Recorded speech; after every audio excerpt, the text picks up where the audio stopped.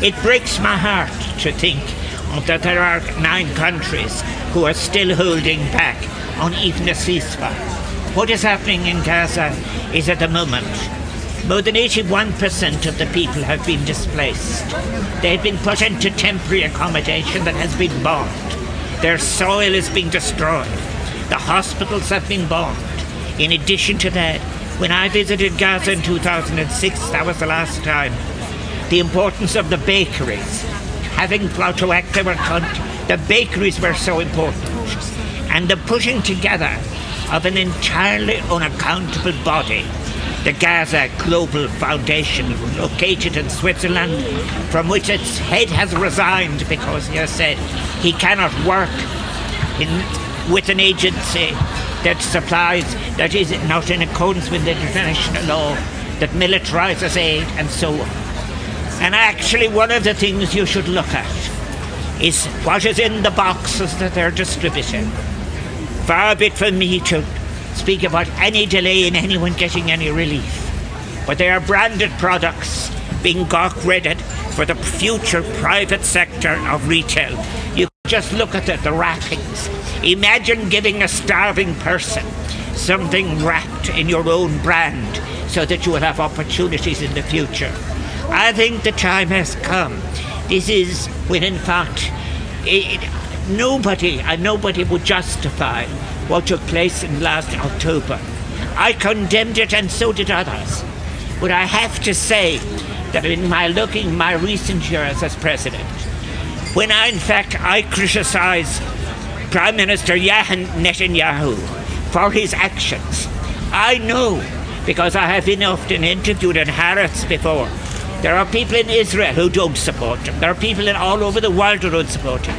But if you criticise Netanyahu's policies, you are then described as being antisemitic. That is a disgrace and a slander. And it has been a slander against Ireland, against individuals, including myself. People, for example, who have worked all their lives in relation to human rights activity. And I think that it has been given too much space. The idea that a propaganda campaign against Ireland is now active in the United States, so that when we are seeking to have meetings with people who are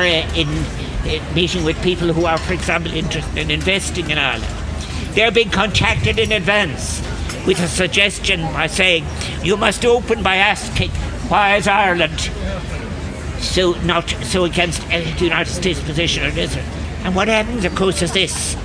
We're among the best informed people, thanks to all those families who sent their soldiers, daughters and sons on peacekeeping to the Lebanon and elsewhere. And I salute them, because when they come back, they tell the truth of what was their experience. And some of them have operated under conditions of fire. But Gaza what we must now do, and this is a very important